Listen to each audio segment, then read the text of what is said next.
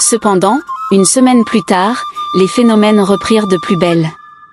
Claire se réveilla une nuit avec une sensation d'étouffement, comme si une force invisible pressait sur sa poitrine.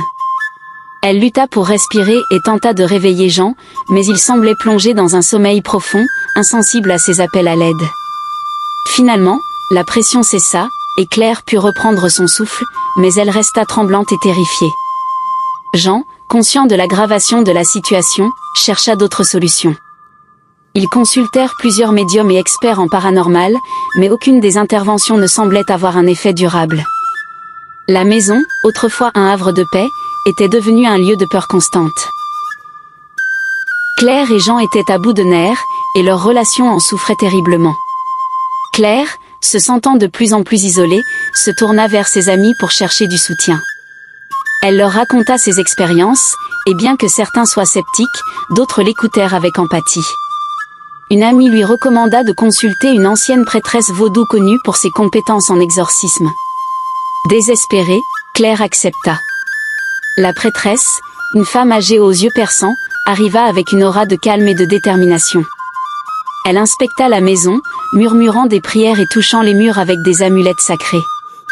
Après son inspection, elle annonça que l'esprit était particulièrement puissant et enraciné dans la maison.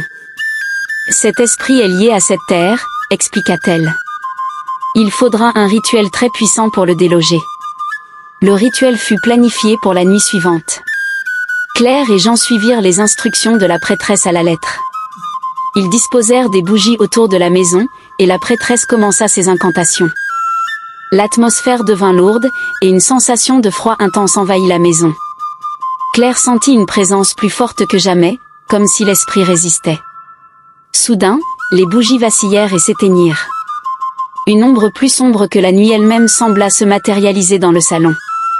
La prêtresse, sans se laisser intimider, continua ses incantations avec plus de ferveur.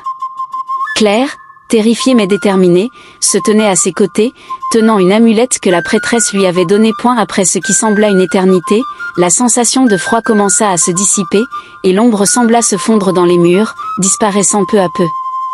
La prêtresse, épuisée mais victorieuse, annonça que l'esprit avait été banni.